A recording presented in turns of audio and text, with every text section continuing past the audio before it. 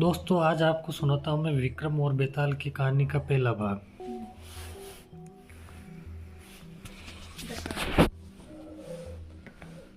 तो बहुत समय पहले की बात है, एक राजा थे जिनका नाम विक्रमादित्य हुआ करता था। वह अपनी न्यायप्रियता और साहस के लिए प्रसिद्ध थे। एक दिन एक योगी ने राजा विक्रम को एक कठिन कार्य सौंपा। योगी ने राजा से कहा, राजा तुम्हें बेताल को पकड़कर मेरे पास लाना है। राजा विक्रम ने बिना किसी डर के बेताल को पकड़ने का संकल्प लिया और यात्रा पर निकल पड़े। वह घने जंगल में पहुंचे जहां उन्होंने बेताल को एक पेड़ से लटका हुआ पाया। बेताल एक विचित्र प्राणी था जो अजनबी रूप से देखा जाता था। उसे पकड़ने के बाद राजा विक्रम बेताल को लेकर वापस चलने लगे।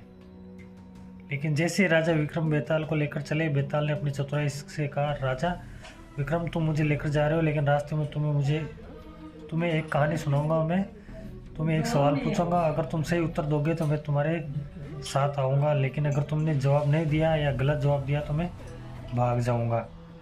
राजा विक्रम ने कहा, ठीक है, तुम अपनी कहानी सुनाओ, मैं तुम्हारे सवाल का सही उत्तर देने की पूरी कोशिश करूँगा।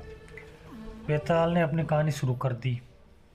एक बार एक नगर में 3 भाई रहते थे। तीनों में से सबसे बड़ा भाई अत्यंत कुशाग्र तथा मध्य वाला भाई बहुत बलशाली तथा सबसे छोटा दयालु था। तीनों भाइयों में एक एक विशेषताएं थी।